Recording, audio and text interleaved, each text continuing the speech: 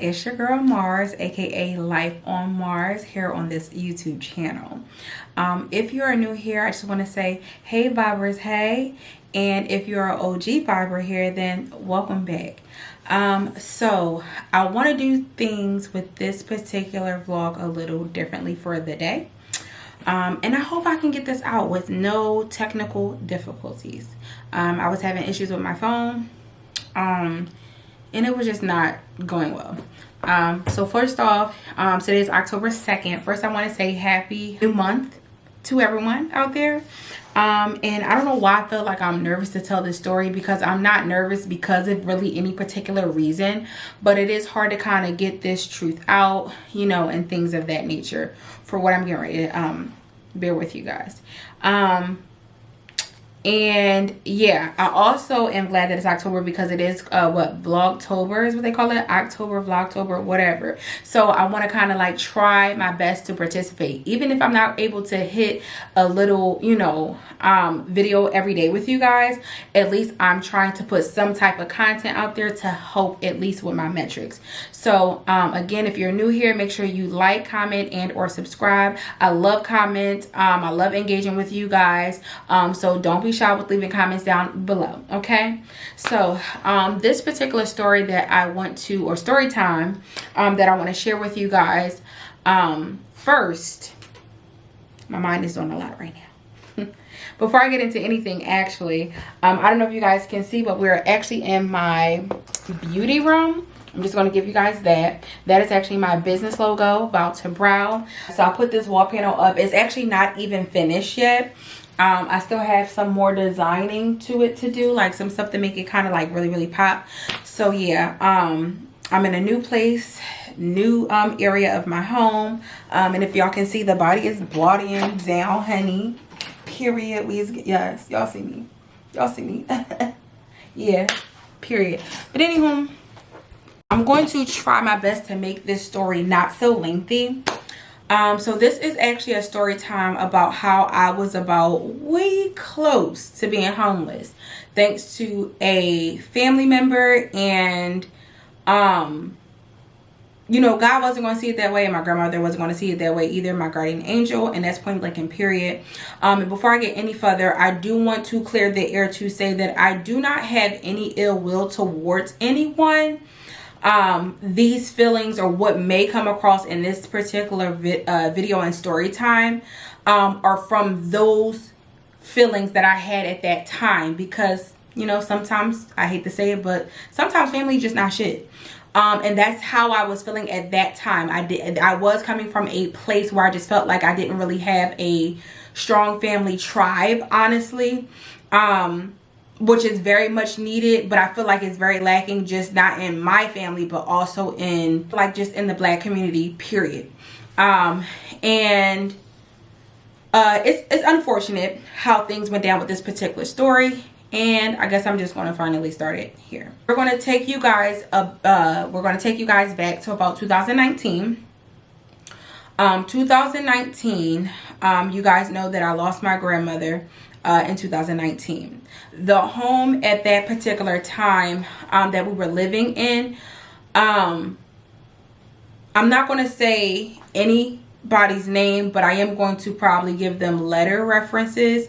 More than likely, if you're a family friend, you're tuning into this, you will know who the main characters are. That is what it is. The person that owned the house was Uncle G.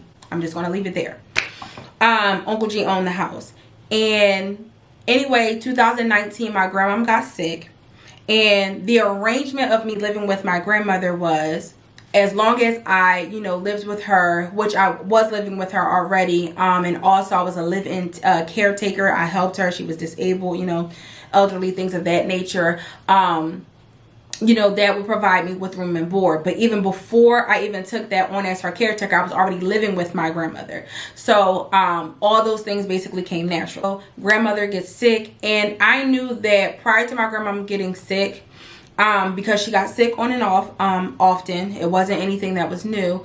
Prior to her getting sick, I knew that with the home being in Uncle G's name, that there was going to come a time that he wanted to do whatever his personal, you know, doings or wants that he had and visions for the house, you know, the way that he wanted to do them.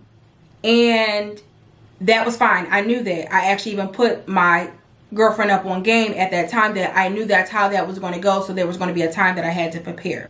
But I didn't know, nor was I given a chance to really properly prepare for that.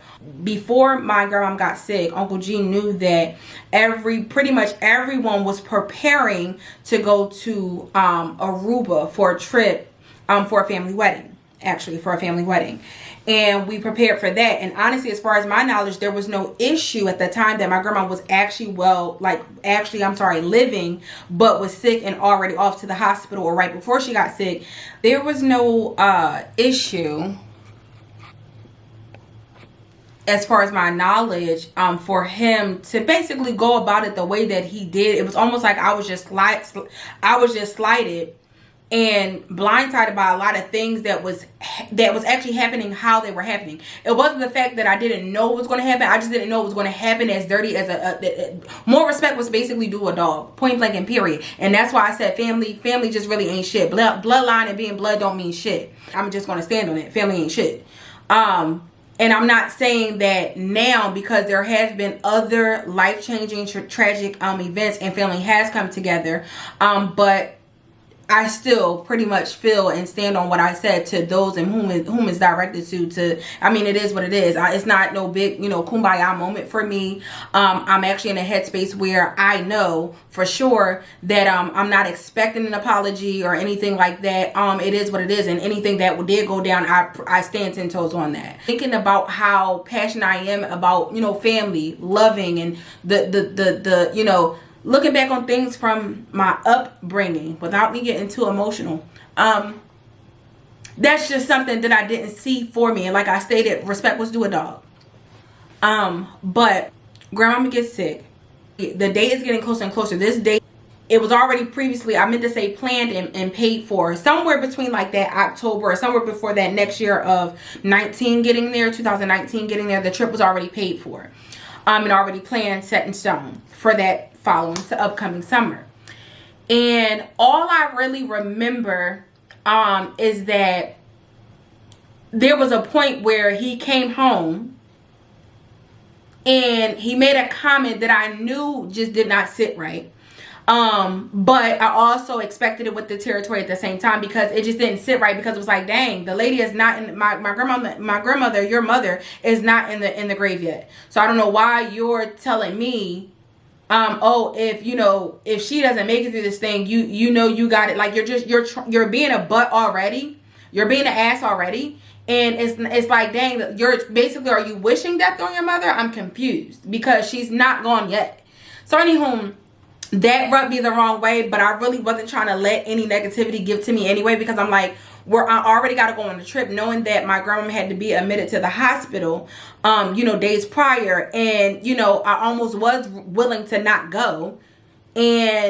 But I know deep down that regardless of if for some reason that my grandma may not have made it through, you know, this last days that she had, is what I'm trying to say. My mind's going everywhere. Through her last final days, I knew that regardless, she would have wanted me to go to support, you know, our family on this trip and for this upcoming wedding. So I did that, and she actually told me that before, one of the last times I saw her before being fully on the trip. So fast forward to, at some point, I think like a day or two before the trip, after he had already, no, it had to be a day or two, I meant to say before the trip, my uncle had made that comment, and me and Lex were already in midst of, you know, packing and getting stuff done, I think in those last days or whatever, and I forget where we had to go, but he was there, which is weird. He was there smiling in my face and supposedly working on the house. I don't know. He was supposedly working on the house. But he also had asked me, I think, to do something in my room, because whatever he was doing to work on the house at the time, he asked me, could I move something out from my room, like the bed from the wall or something, I don't know. I can't really recall what it was at that time. I just know he asked me to do something, and I did it. There was no issue. I even double checked with him. I asked, hey, was this good enough? He gave me the yes, okay, but not knowing he's plotting on the other end. Him and his son that just got out of prison, he's plotting on the other end. I'll get to that in a whole nother aspect too. He's plotting to basically make it look like, oh, he's fixing up the house or what have you, to, from my knowledge, to, once I'm at that point of out of the house and away, he's going to start whatever he wants to start and stir the pot like he's some type of male witch or whatever. It just was weird, because I'm going to tell y'all what happened afterwards. So once I left the house, I remember, I feel like I left the official day for the airport at some point. When I left the official day for the airport, all of a sudden I'm getting this call where, and it's crazy because Lex can even vouch. The day I left, there was no issue. The man was smiling in my face.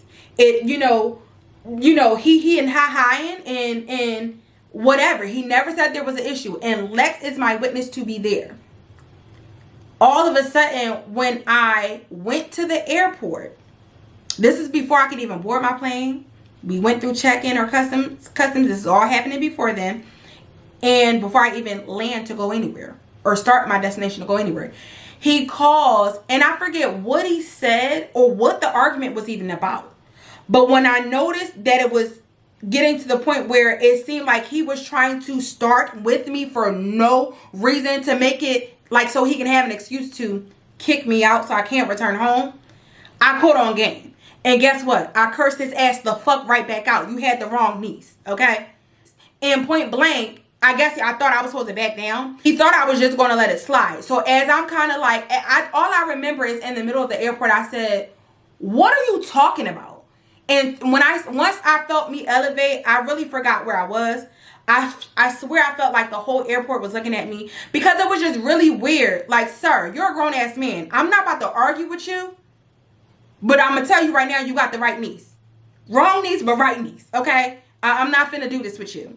And it was just weird. It just felt like he was trying to start with me on the phone, you guys, for no reason. Because you knew I was getting ready to leave these couple of days. So you can kind of spin it or do whatever you want to make it look like I'm the bad person in this scenario when that was foul.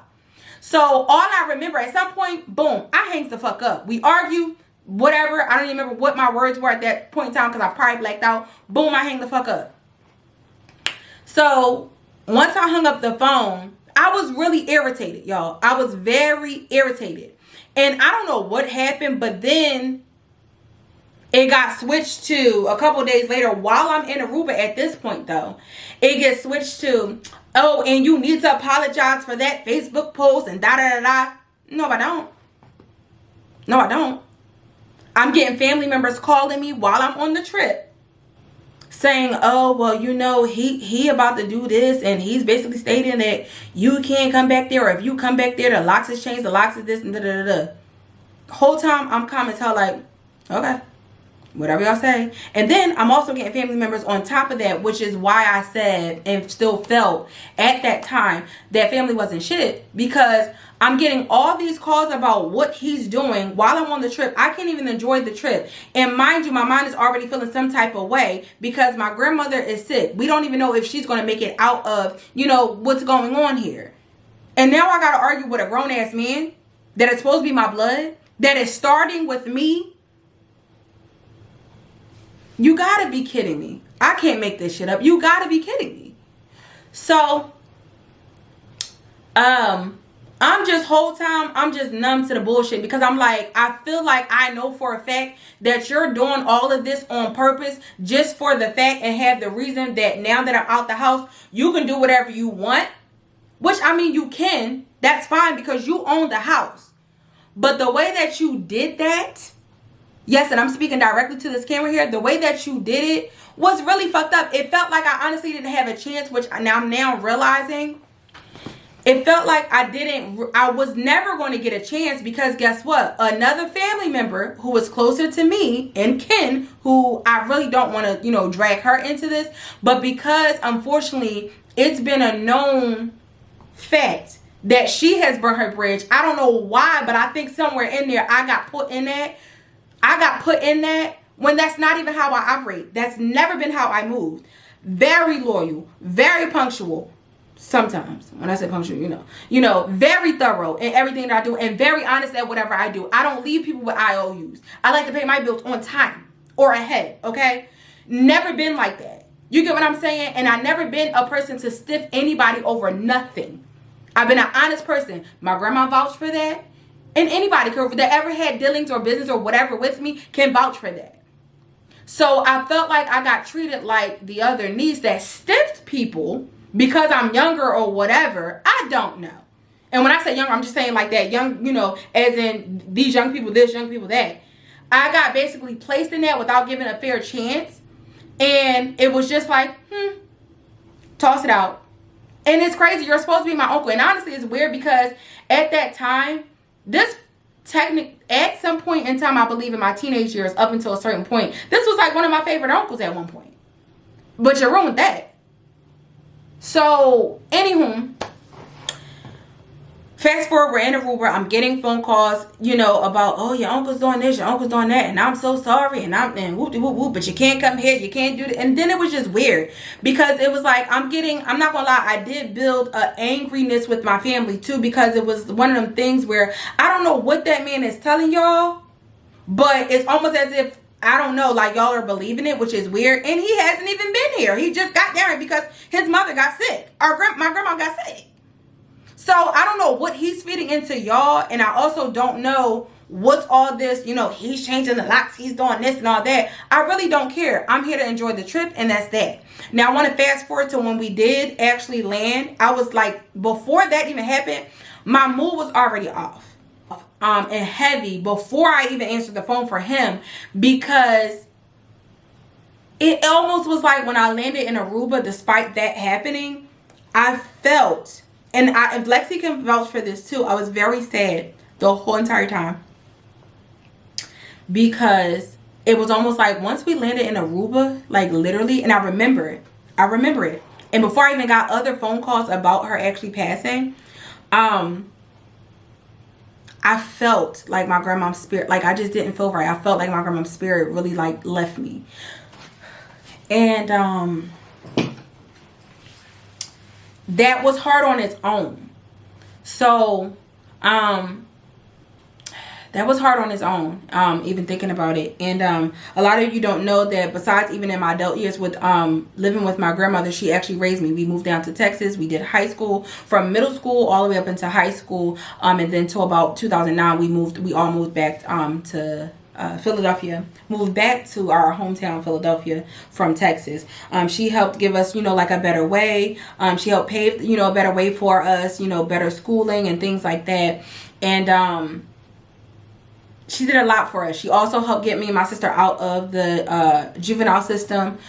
So there's a lot there. There's a lot to unpack. And that really was like, with my mom and her situation, that really was like my mom. My grandmother was like my mom, like stepped in like how my mom should have. And there were other family members as well previously, before my grandma stepping in, that stepped in to help take us, and mold us while we were in the system as juveniles, and things of that nature. Too. But it did get tough because a lot of these other family members, they already had their family tribe. They already had their sons and their daughters, and and it got hard. So we it's just this whole big thing. We were once foster kids, juveniles, but now, and look at me now, and yeah, just it is what it is. I'm gonna just leave that there. I'm not gonna go too far off a tangent. But back to the story. It just felt like I knew that my grandma's spirit literally just like left this earth. And then I was scared, basically seeing that my sister was calling me, and I kind of just knew. And it was crazy because Lex looking at me, and she just let me go through it and things like that. And she knows I was crying like that whole, I wasn't necessarily crying, definitely not about my uncle, but more so that my grandma was like sick, and I don't, it was something about this particular time that she got sick too, that I noticed in the house, that how the energy felt. Even the new dog that she had got at the time, Cardi. Y'all know I used to post Cardi on my Snapchat.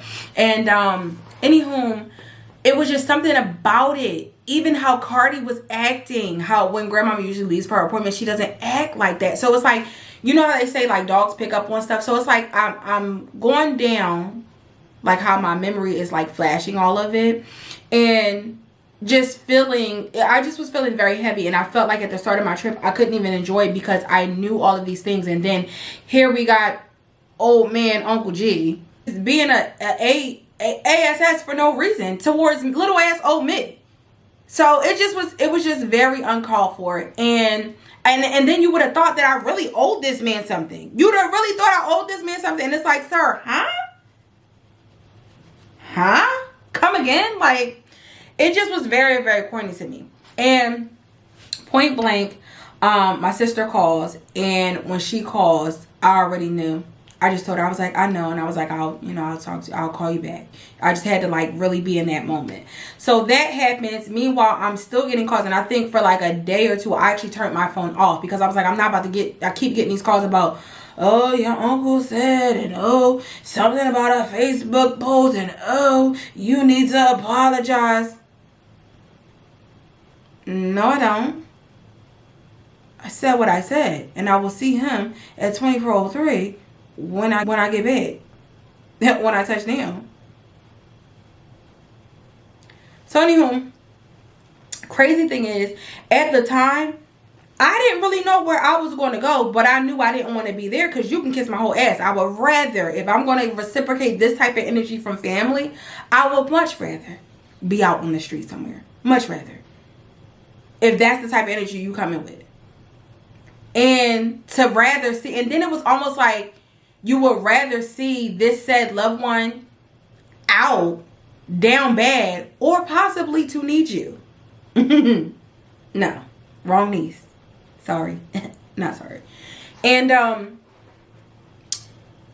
again, some of this is still me being petty. I'm not even going to lie to y'all, because still remembering those times, like you had me fucked up. I had to leave you where you had me fucked up at. Period. Like I said, wrong niece. And not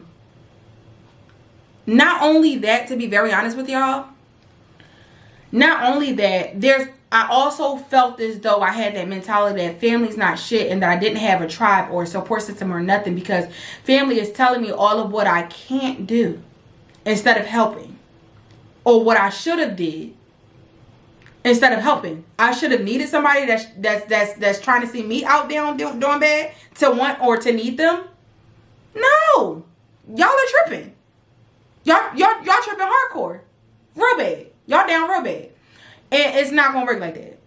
And not only that, y'all are saying that the man was wrong, but nobody was saying anything because it wasn't done. And I think that's where I had just recently put up a post, and probably in the last year or two, and I had stated that I did not feel that the way our family is structured, that we have a tribe. We don't. Everybody has their own family, their own tribe. And I'm gonna just get off topic on this note too, because this is not dealing with my situation, but I will go back to it.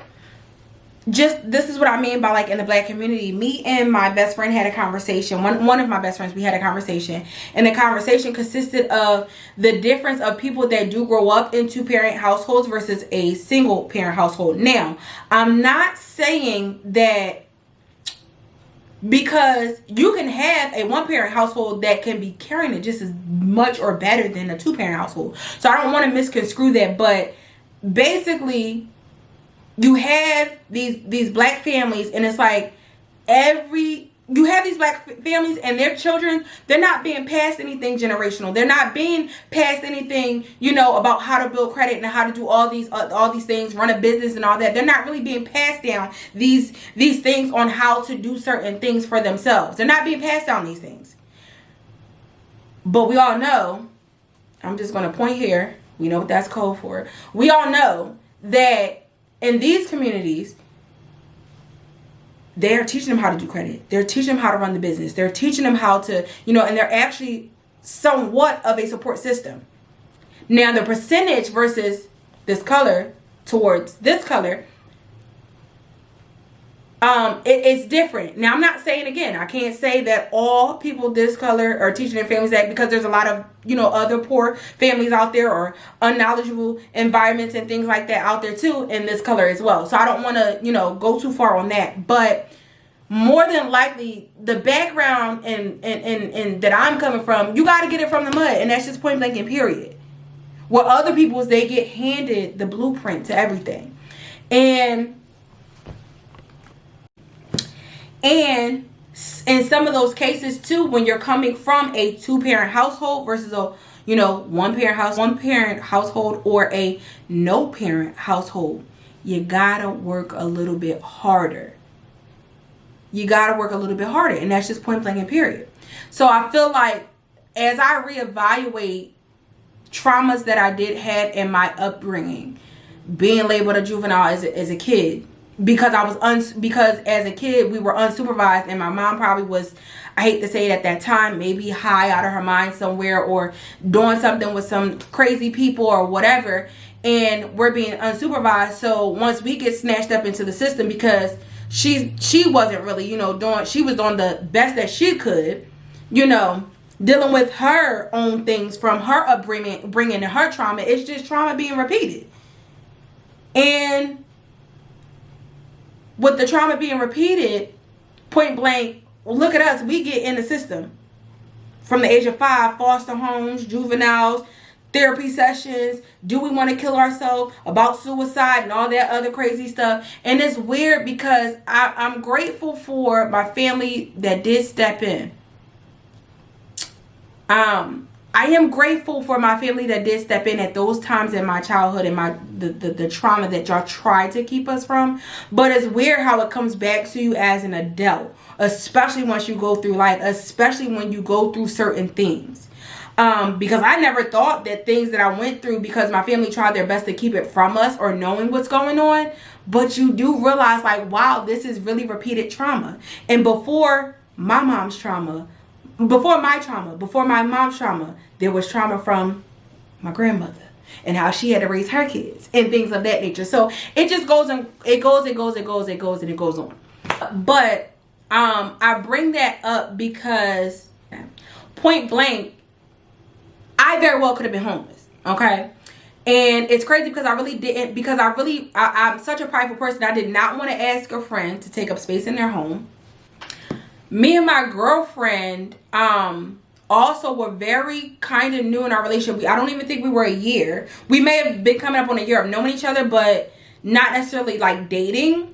And then it was crazy because, how can I get on that topic? Because I just, you know, like I said, I'm a very prideful person, and I don't want to I feel like if I got to go out my way to ask for something because I'm in need, I know this is crazy, but this is how a lot of us thinks. If I have to go out my way to ask for something because I'm in need, I don't know, I get this weird thing like, okay, am I taking up space? Am I taking away from somebody else? I don't know where that comes from, but that's just my own dealings. But anyway, point blank, I had no clue where I was going to go, what my plan was, or nothing. And it was crazy because also I was not going to embark on my girlfriend's life. I just was not going to do that. But it's funny how in God's divine time, she was looking to be her own independent person from living with her, you know, 2 parents.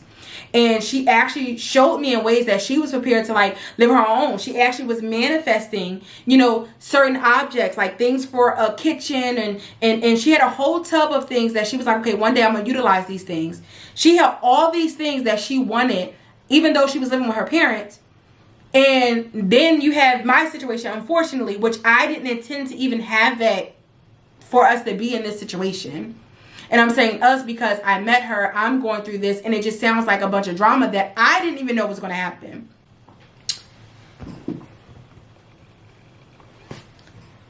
So, anywho, she was in a space in her life, which it got kicked to me. She said, look, she said, don't you worry. She said, I'm here to help you. And it was just, oh, it was crazy. And by that point that, you know, she said, I'm here to help as, you know, any way that I can. And I wasn't going to ask her to be like, oh, do you think I'm not like that. I would rather be out in the street before I ask you anything. And finding my own way before I ask you anything.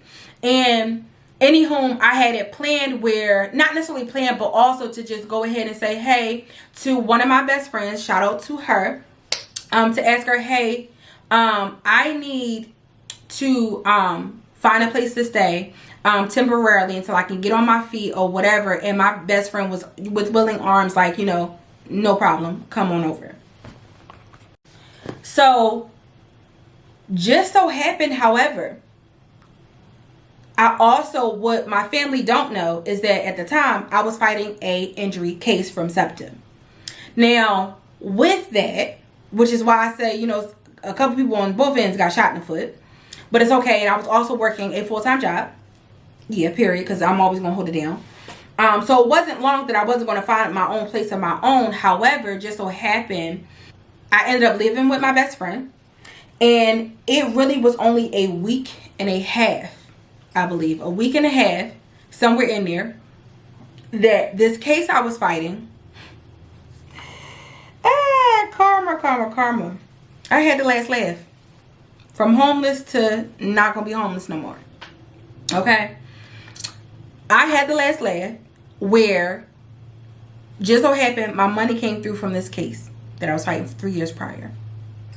And the first thing I knew that I had to do with that money was get a place to stay. And just so happened, Lexi, this goes back to Lexi. Lexi was in a place where she stated, you know, look, I'm looking to, you know, branch from underneath my parents' nest. I can even, not that she had to prove it to me. She was like, I can even show you. She was like, I bought all these things, power of manifestation. I bought all these things. She had stuff like stuff for the bathroom, a trash can. She had spatulas that you cook with. And mind you, y'all, Lex at that time, Lex couldn't cook. But she, you know, so, so it's just funny how, you know, in God's divine time, you know, surround you with people of God, and, you know, just loving, caring people for the tribe that I did have. And that's another reason why I always separated my friends from my family, or that I would do something with my family and then I would have something for my friends, because I hate to say it, but that's where I felt my tribe was the strongest at. It was always with whomever I would care for, whoever showed me love back, and typically it would be my friends where we were like this. And anywho, it was a mere 1.5 weeks that I was with my best friend, and just so happened, it wasn't 2 weeks, it wasn't 3 weeks, it wasn't 4 weeks. That's where we found our previous place that we stayed at for 4.5 years. No, 4 years. I'm sorry, 4 years total, from 2019 to this year. And that's where we get into this big, beautiful space. However, let me back up again. So we find that place.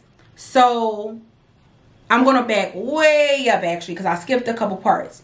So once the Aruba trip was over,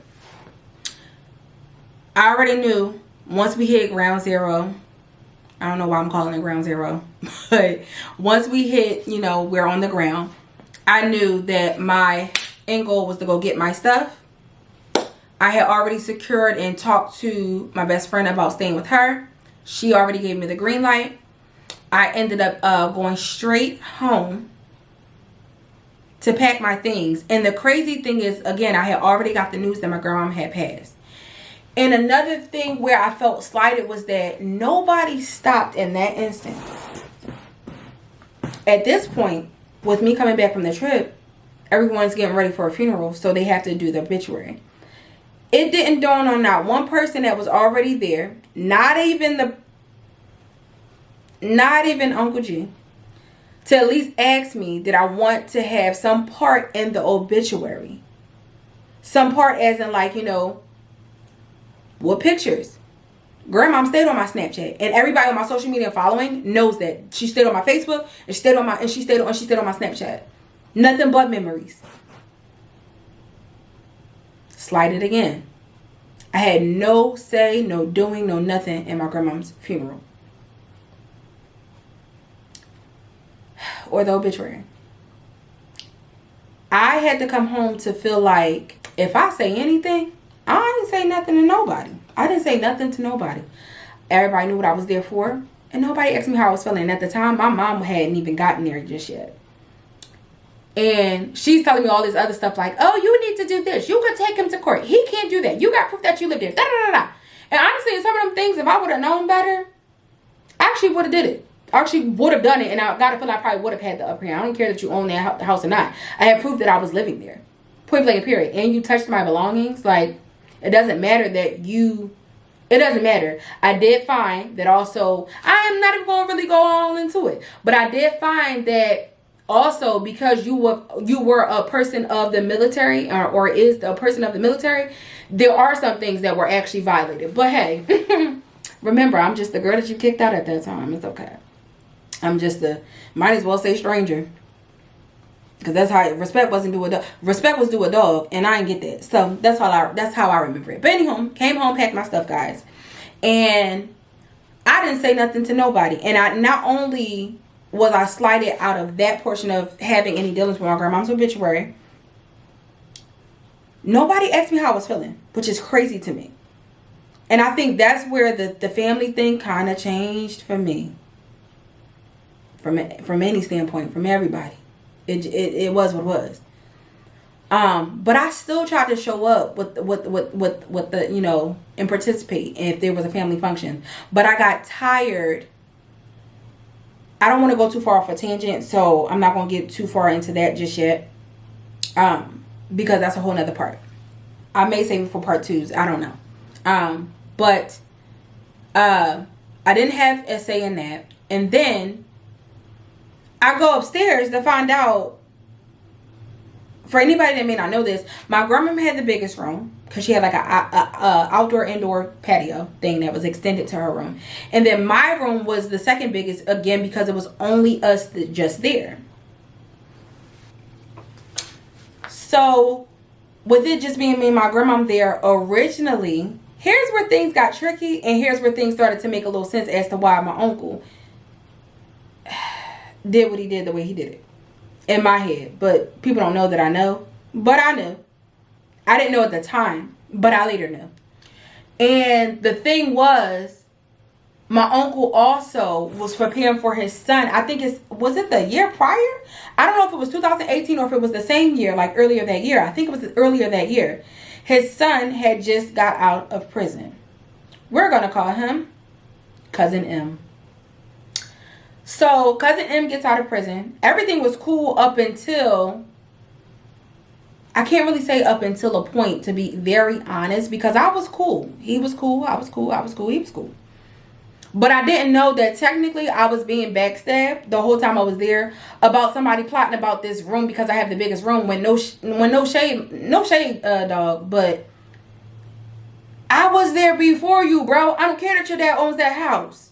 Your dad might care because he's a father, and I get that a father going to do whatever they need for their son or whatever, or they child or whomever. As a parent, I get it. But priority first, bro. Sorry. And when I mean priority, I'm talking about I was there first before you. So I never knew this whole time that old boy was there, that he was plotting to his dad or complaining to his dad that he wanted my room. So when I got back from Aruba, I'm slighted again to see that my stuff was moved completely from my original room that was now given to his son that just got out of prison, out of this fake whatever y'all had to do to the house. Oh no, it was all planned. It was all planned. But y'all got y'all little karma, and y'all been getting it ever since, so I don't care. And again, this is my pettiness talking from the situation. Because I really don't have any ill will, but I think me reflecting back to 2019 me from 4 years ago, this is all the stuff that I wanted to say then. Okay? But I didn't. I had to dig deep and I had to find God about the situation. But point blank, still stand on what I said. Wrong niece. Period. Point blank, I come to see that my stuff is moved. My stuff is moved from the second biggest room in the house to the smallest room in the house. Oh, I know y'all got me beyond fucked up at this point. Yeah, y'all smoking crack. To think I was going to stay in this little ass room. To ever think.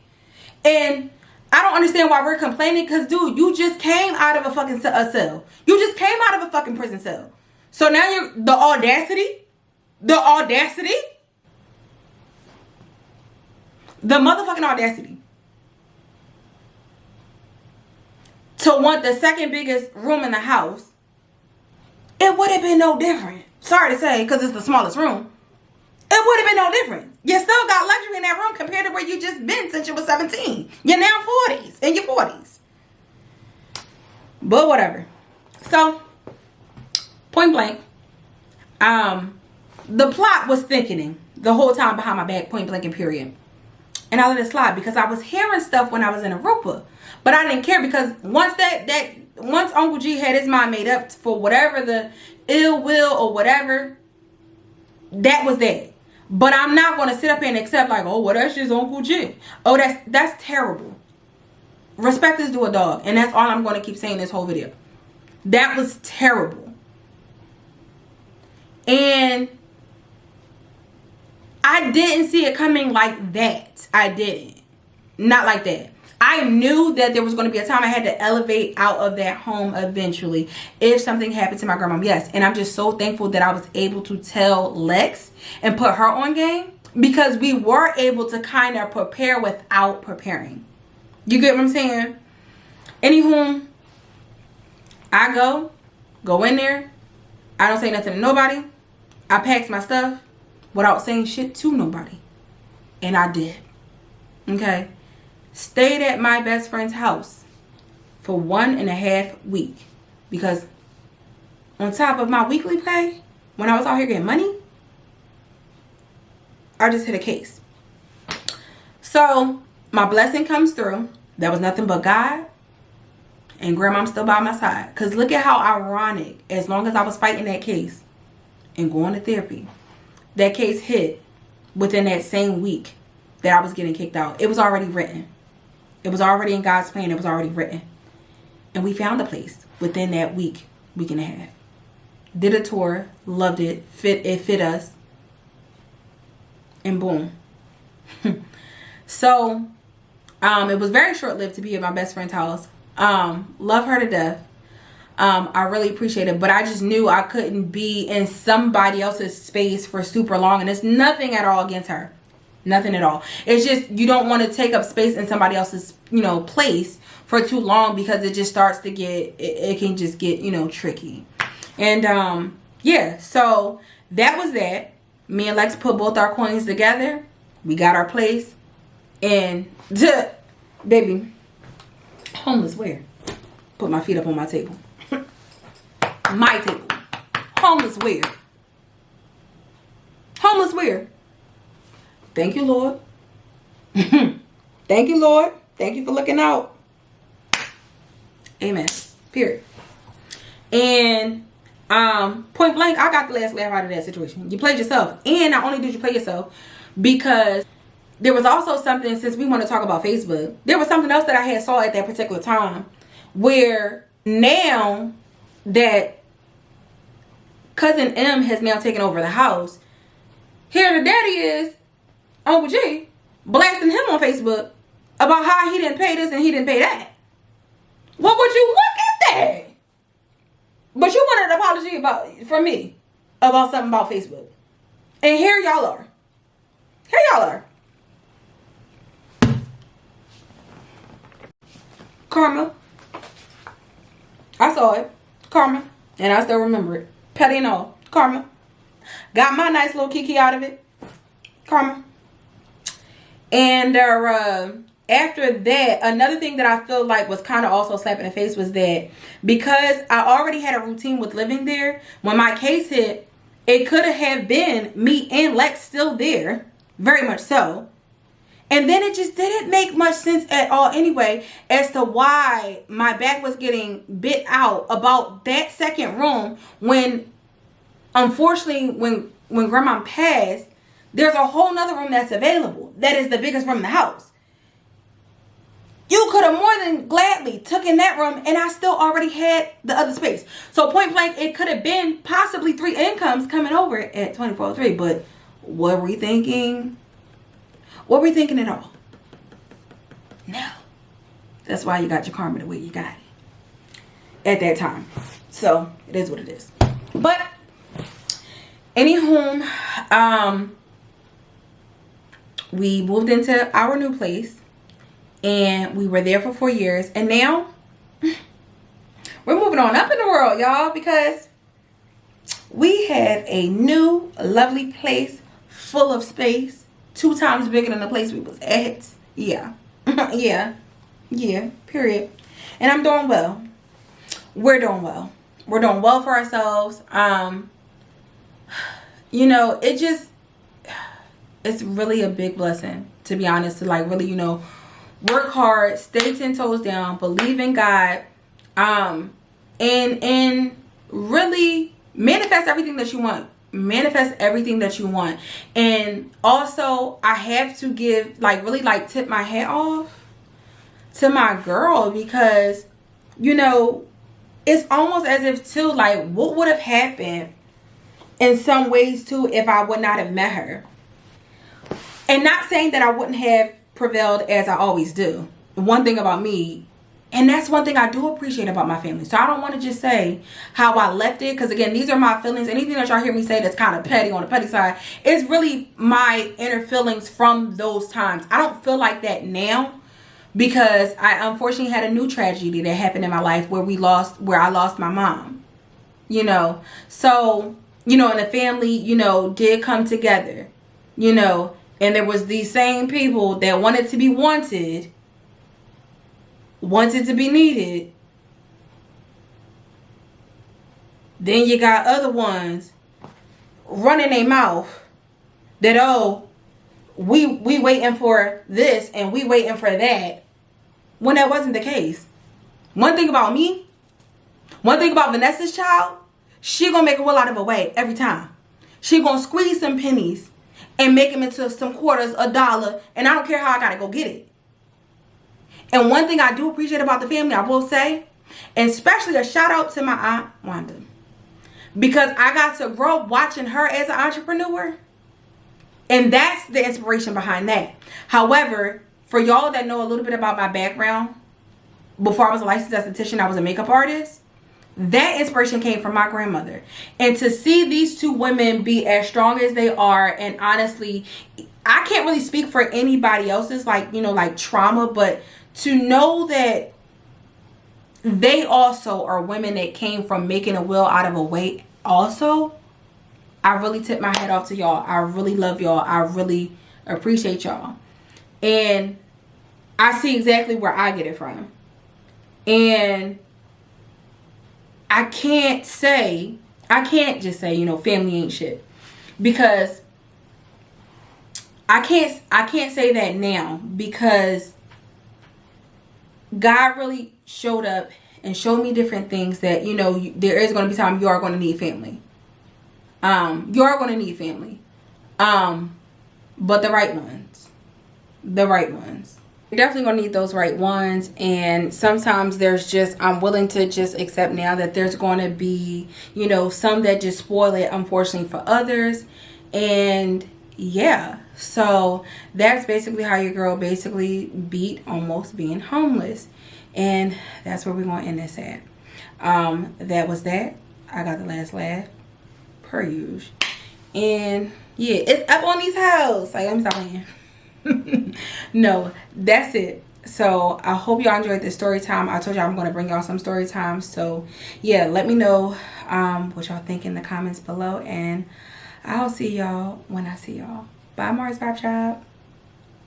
Thanks for watching and tuning in, guys. Be sure to subscribe, and I will be sure to catch you guys on the next one. Bye.